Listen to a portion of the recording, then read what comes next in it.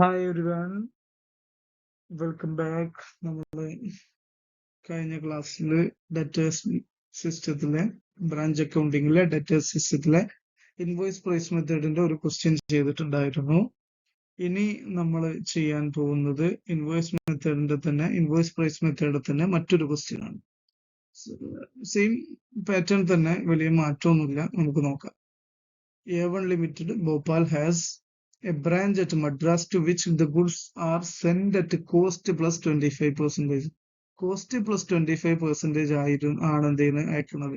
ഇവിടെയും ശ്രദ്ധിക്കുക, cost plus 25% ആണ് അയക്കുന്നത്. ഇൻവോയ്സ് പ്രൈസ് എന്ന് പറയുന്നത്. ഇവിടെ നമ്മുടെ അടുത്തുള്ള ഡാറ്റ ഒക്കെ എന്താണ്, ഇൻവോയ്സ് പ്രൈസ് ആണ്. ഓക്കെ, അപ്പോ ഇവിടെ മനസ്സിലാക്കേണ്ട ഒരു കാര്യം, കോസ്റ്റ് എത്ര എടുക്കുക, സാധാ ചെയ്യുന്ന പോലെ തന്നെ. എങ്ങനെയാണെങ്കിൽ കോസ്റ്റ് പ്രൈസാ തന്നത്, ഇൻവോയ്സ് പ്രൈസിലാണ് ഡാറ്റ ഉള്ളതെങ്കിൽ നമ്മൾ എന്ത് ചെയ്യാ, cost 100, invoice price profit 25, invoice price 125. എന്നിട്ട് നമ്മൾ എന്ത് ചെയ്താൽ മതി, 25/125 ഇൻറ്റു 100 ചെയ്ത് കഴിഞ്ഞാൽ നമുക്ക് എന്ത് കിട്ടും, എത്ര പെർസെൻറ്റേജ് കിട്ടും. സ്വാഭാവികമായിട്ടും അത് 20% ആയിരിക്കും ഉണ്ടാവും. അങ്ങനെ അതൊന്ന് മനസ്സിലാക്കി വെക്കാം. The Madras branch keeps its own sales ledger and remit all cashes received to the head office every day. എല്ലാ ദിവസവും പേ ചെയ്യും. All expenses are paid by the head office. എല്ലാ എക്സ്പെൻസും പേ ചെയ്യുന്ന ഹെഡ് ഓഫീസ് ആണ്.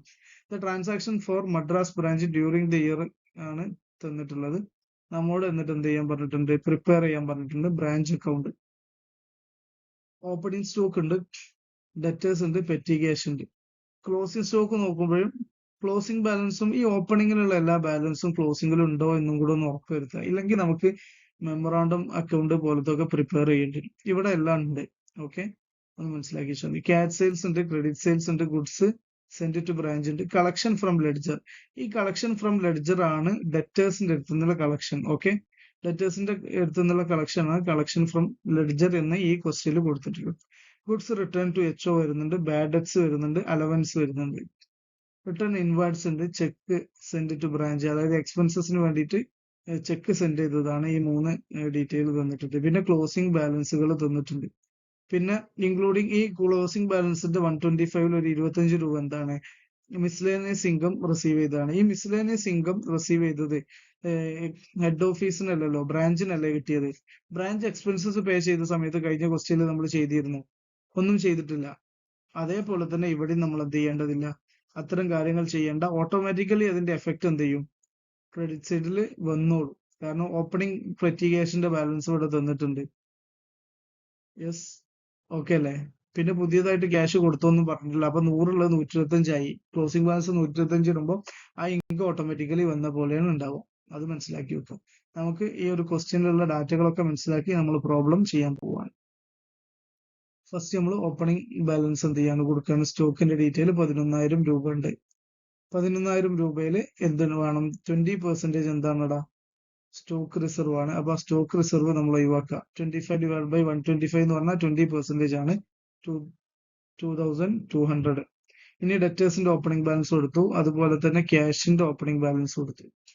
ഇനി അടുത്ത എന്താണ്, ഗുഡ്സ് സെൻഡ് ടു ബ്രാഞ്ചിന്റെ ഡാറ്റ നമ്മൾ എടുക്കുക. ഗുഡ്സ് സെൻഡ് ടു ബ്രാഞ്ച് എത്ര, 20,000 രൂപയാണ് ഉള്ളത്.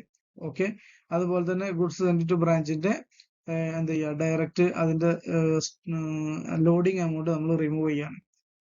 ഈ ക്വസ്റ്റ്യനിൽ നമ്മൾ ഗുഡ്സ് സെൻഡ് ടു ബ്രാഞ്ചിന്റെ സെപ്പറേറ്റും റിട്ടേണിന്റെ സെപ്പറേറ്റും ആയിട്ടാണ് ചെയ്യുന്നത്. ഓക്കെ, ആ രീതിയിലാണ് രണ്ട് മെത്തേഡും മനസ്സിലാക്കാൻ വേണ്ടി ഞാൻ കഴിഞ്ഞ ക്വസ്റ്റ്യനിൽ അങ്ങനെ പറഞ്ഞിട്ടുണ്ടായിരുന്നു. ആ രീതിയിലാണ് ഇത് ചെയ്യുന്നത്.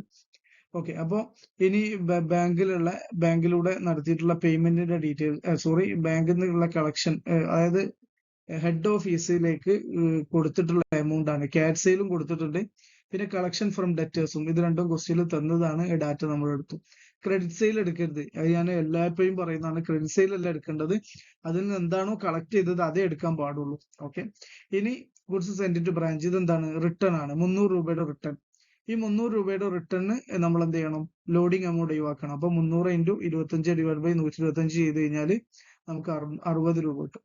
ഇതിന് പകരം ഞാൻ മുമ്പ് പറഞ്ഞത് തന്നെ കൊണ്ട് റിപ്പീറ്റ് ചെയ്യാണ്. ഇതിന് പകരം നമുക്ക് എന്ത് ചെയ്യാം, നമുക്ക് ഇവിടെ 4,000 ചെയ്തില്ലേ, അതിന് പകരമായിട്ട് ഇതും ഒഴിവാക്കുക, 4,000 ഒഴിവാക്കുക, അതുപോലെ തന്നെ ഈ എൻട്രി മൊത്തം ഒഴിവാക്കുക. അതിന് പകരം 20,000 എത്ര രൂപ കുറവുള്ളത്, 300 രൂപ.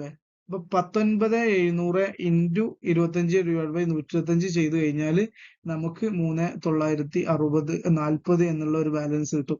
അത് ഈ 4,060 കുറയ്ക്കുന്ന എമൗണ്ട് ആയിരിക്കും. അതൊന്ന് കാൽക്കുലേറ്റർ എടുത്താൽ മനസ്സിലാവും. അതാണ് രണ്ട് അപ്രോച്ചിലും നിങ്ങൾക്ക് ചെയ്യാം. ഏതാണോ നിങ്ങൾക്ക് സ്പീഡ് ആയിട്ടുള്ളതും ചെയ്യാൻ പെട്ടെന്ന് ക്ലിക്ക് ആയതും അത് നിങ്ങൾ എന്ത് ചെയ്താൽ മതി. 19,700 എങ്ങനെ കിട്ടി?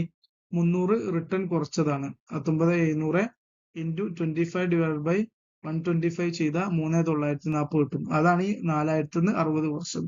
ഓക്കെ, എനിവേ നമ്മൾ ഈ ഒരു മെത്തേഡ് പറഞ്ഞു എന്നേ ഉള്ളൂ. ഏത് മെത്തേഡാണോ നിങ്ങൾ ഇഷ്ടമുള്ളത് നിങ്ങൾക്ക് ഫോളോ ചെയ്യാവുന്നതാണ്. ഓക്കെ, ഇനി അടുത്തത് നമ്മൾ എന്ത് ചെയ്യാണ്? റെമിറ്റൻസ് എക്സ്പെൻസസിന്റെ ഡീറ്റെയിലുകൾ എന്ത് ചെയ്തു കൊടുത്തു. ഓക്കെ, ഇനി എന്താണ് നമുക്കുള്ളത്? ഇനി നമ്മൾ ക്ലോസിംഗ് ബാലൻസിലേക്ക് പോവുക. സ്റ്റോക്കിന്റെ ക്ലോസിംഗ് ബാലൻസ് 13,000 ഉണ്ട്. 13,000 ഉണ്ടെങ്കിൽ അതിന്റെ റിസർവ് എന്ത് ചെയ്യണം? ഒഴിവാക്കണം. 13,000ന്റെ റിസർവ് ഒഴിവാക്കേണ്ടത് എവിടെയാണ്? അത് ക്രെഡിറ്റിൽ ചെയ്തിട്ടുണ്ടെങ്കിൽ ഓട്ടോമാറ്റിക്കലി അതിന്റെ എമൗണ്ട് ഒഴിവാക്കേണ്ടത് ഡെബിറ്റിലാണ്. അപ്പൊ 13,000ന്റെ 20% അല്ലെങ്കിൽ 25/125 ചെയ്താൽ നമുക്ക് എന്ത് ചെയ്യും? ആ ആൻസർ കിട്ടും. അങ്ങനെ നമ്മൾ കാൽക്കുലേറ്റ് ചെയ്ത റിസൾട്ട് ആണ് ഈ കാണുന്നത് 2,600. ഓക്കെ, പിന്നെ ഡെറ്റേഴ്സിന്റെ ബാലൻസും പെറ്റി ക്യാഷിന്റെ ബാലൻസും തന്നു. ടോട്ടൽ ക്രെഡിറ്റിന്റെ ബാലൻസ് എന്ത് ചെയ്യുക? ടോട്ടൽ ചെയ്യുക. 45,275 ആണ്. അപ്പൊ ഇനി ഈ 45,275 ഇവിടെയുള്ള എല്ലാ ബാലൻസും കുറച്ച് കഴിഞ്ഞാൽ കിട്ടുന്ന എമൗണ്ട് ആണ് ജനറൽ P&L പോകേണ്ട എമൗണ്ട്, അതായത് ബ്രാഞ്ചിലെ പ്രോഫിറ്റ് ആണ്. ഇതോടുകൂടെ നമ്മുടെ ഈ ഒരു ക്വസ്റ്റ്യൻ ഡിസ്കഷൻ അവസാനിച്ചിട്ടുണ്ട്. ഇൻവോയ്സ് ഡെറ്റേഴ്സ് മെത്തേഡിന്റെ ഡിസ്കഷനും ഇതോടുകൂടെ തീർക്കുകയാണ്. ഇനി നമുക്ക് സ്റ്റോക്ക് ആൻഡ് ഡെറ്റേഴ്സ് മെത്തേഡാണ് ഡിസ്കസ് ചെയ്യാനുള്ളത്. അത് അടുത്ത വീഡിയോയിലായിട്ട് പിന്നെ ഒരു സമയത്ത് വരാം. Thank U.